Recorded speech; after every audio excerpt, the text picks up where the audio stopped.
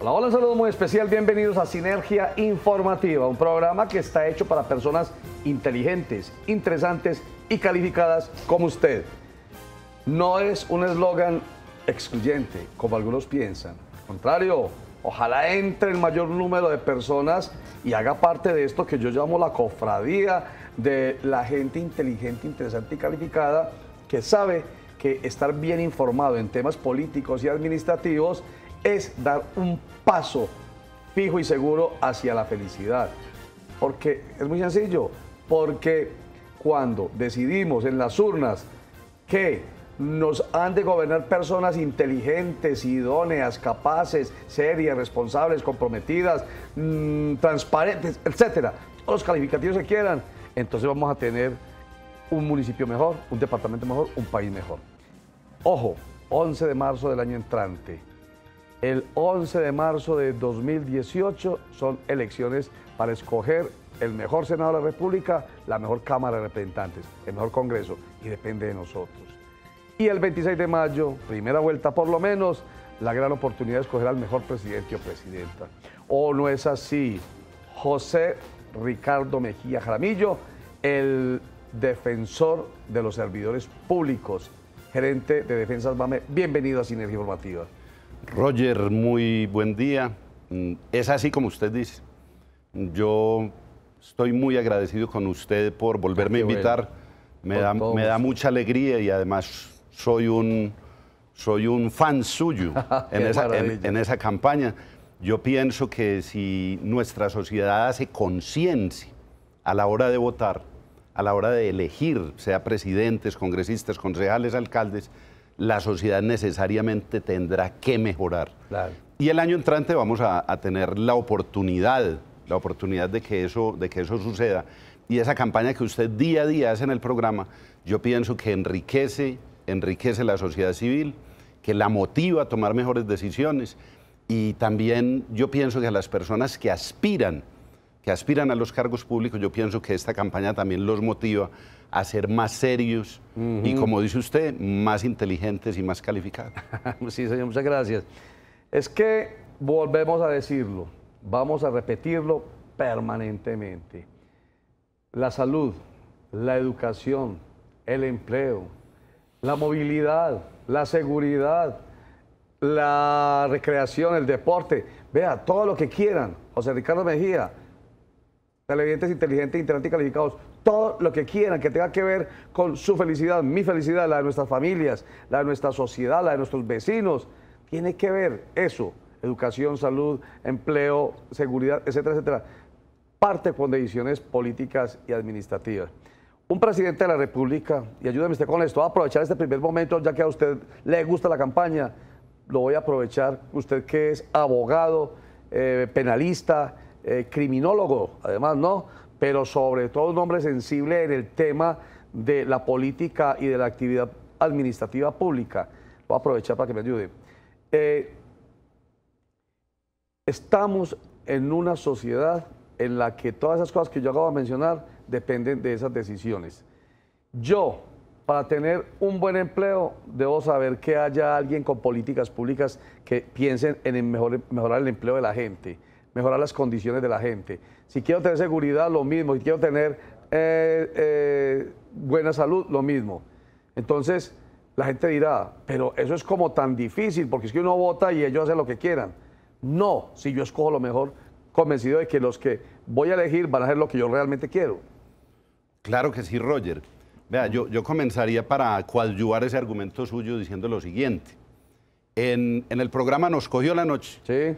Pasó el colega Gilberto Tobón Sanabria, una persona a quien yo le tengo bastante aprecio. Sí, abogado. Abogado. pasó diciendo, y con un eco en las redes sociales extraordinario, diciéndonos que todos los colombianos éramos corruptos.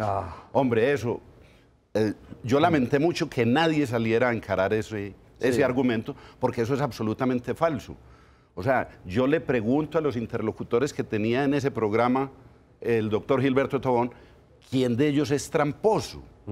¿A quién le ha robado? ¿A quién ha engañado? Lo mismo, todos esos millones de personas que todos los días salen a trabajar, a marcar tarjeta, que trabajan todo el día y muchas veces por salarios paupérrimos.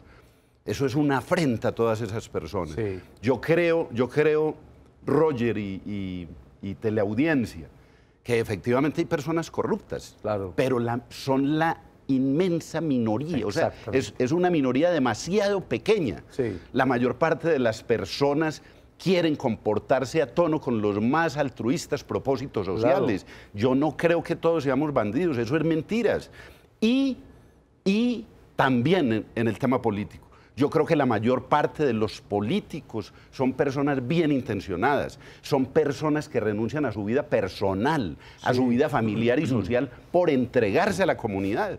De pronto no son los mejores padres de familia, de pronto no son los mejores hermanos y los mejores hijos, porque y los mejores esposos, porque están dedicando todo su tiempo a la comunidad. Claro, esas personas además hacen un sacrificio extraordinario. Eso es cierto. Y no creo que todos vayan aspirando pues a robar a sus cargos. No. Eso es un tema demasiado excepcional. Y me gusta que lo toque, me parece que eso desestimula la participación de la gente, porque si se le está diciendo a toda hora a usted que ese señor es corrupto, el que está aspirando a la Cámara, que ese señor es corrupto, y ese señor es todos, porque está refiriendo a todos, el que está aspirando al Senado y a la presidencia, que todos son corruptos, entonces claro, pues que vamos a votar por corruptos, que vamos a votar por gente que no está pensando en sino en su propio interés. Entonces, por eso me gusta mucho ese comentario que usted hace.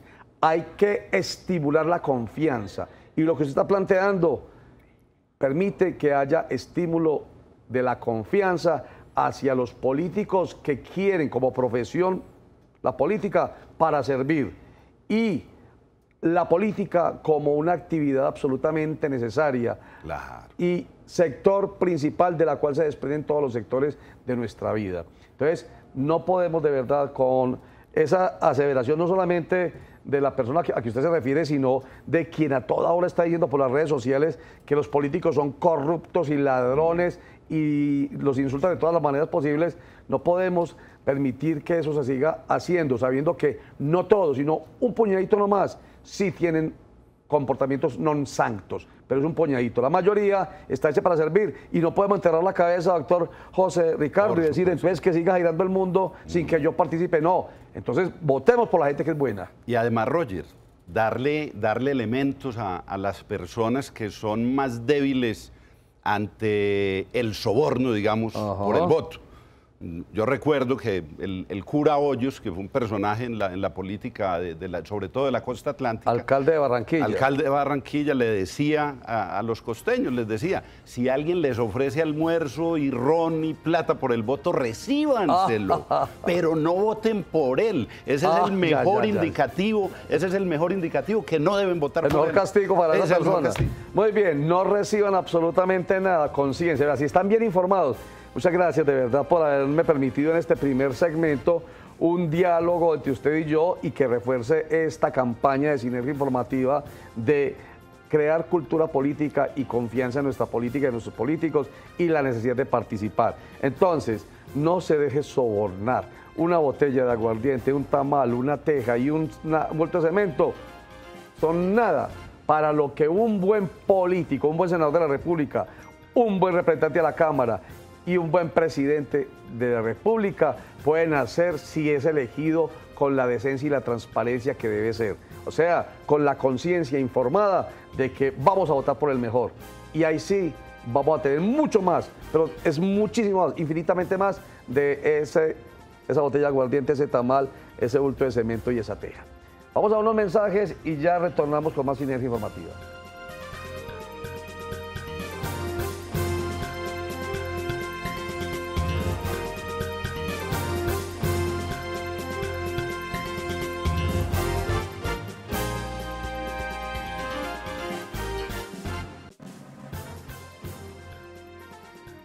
José Ricardo Mejía Jaramillo es el gerente de defensas BAME y se conoce como el defensor de los servidores públicos. Es abogado y es criminólogo. Oiga, ¿cuál es la diferencia entre criminólogo, abogado penalista? Recuerden que esa es una especialidad, el derecho penal.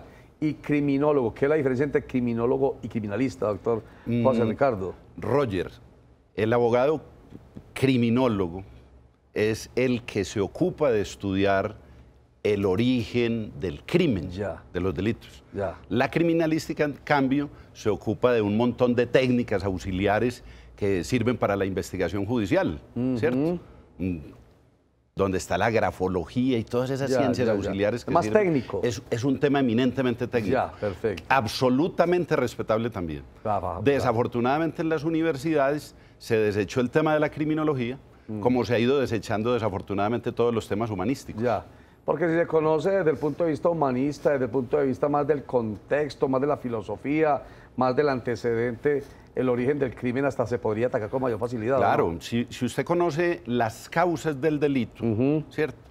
Es más fácil prevenirlo. Claro. O sea, todos los profesores en las universidades se la pasan diciendo que básicamente el origen del delito en Colombia es el desequilibrio social, la pobreza, la miseria. Ahora, una cosa es decir que eso explica el delito, no que lo justifique siempre. Claro. Pero es indudable que una persona que no tiene acceso a educación, que no tiene acceso a trabajo, que no tiene una forma de hacer conciencia de lo que es estar vivo y convivir con las demás personas, es más difícil exigirle comportamientos adecuados que a personas que tienen acceso a la satisfacción de sus necesidades. Entonces está claro que hay que atacar el crimen, la delincuencia, como lo plantean algunos, obviamente con mano dura, o sea, con la presencia estatal a través de la fuerza pública, pero de manera integral, pues con presencia del Estado, con educación, con salud, con empleo, pues para que se vayan menguando, digamos, se vaya desapareciendo, si se puede emplear la expresión, el caldo de cultivo. Desde ese punto de vista, de muchos personajes que gustan, que ni siquiera gustan, sino que se ven empujados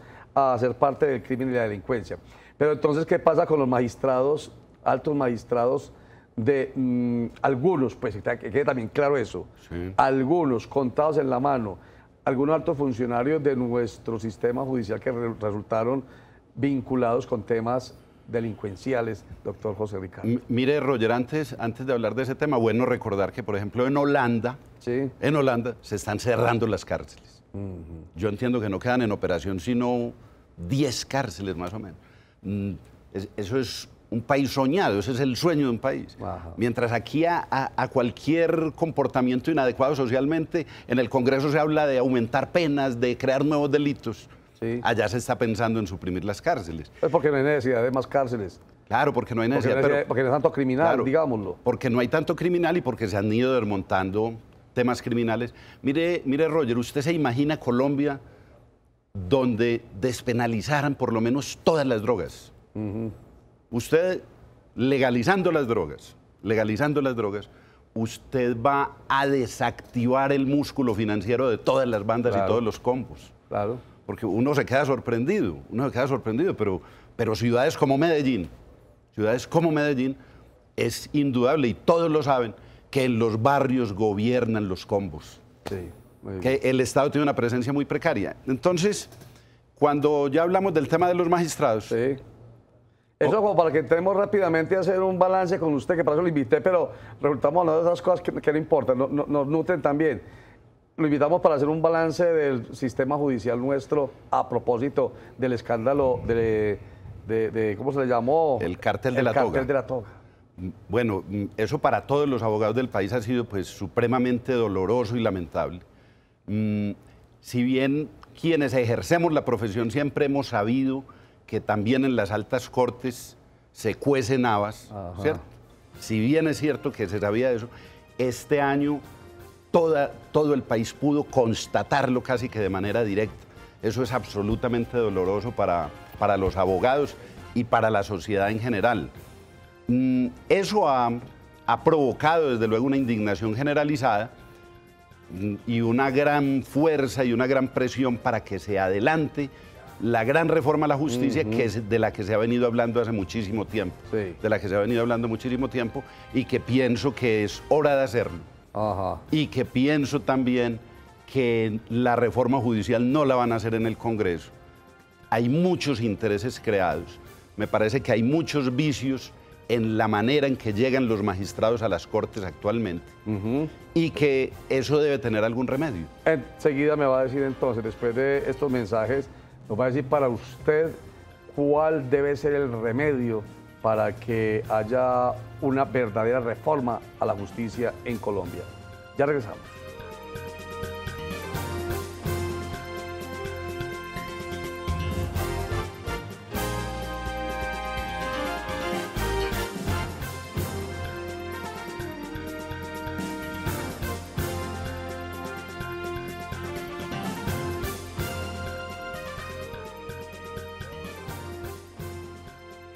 José Ricardo Mejía, gerente de Defensas BAME. Entonces estamos hablando sobre la situación de la justicia colombiana nuestra, a propósito del escándalo del llamado cartel de la toga, que tiene que ver con un puñadito que puede caer en esta mano de magistrados.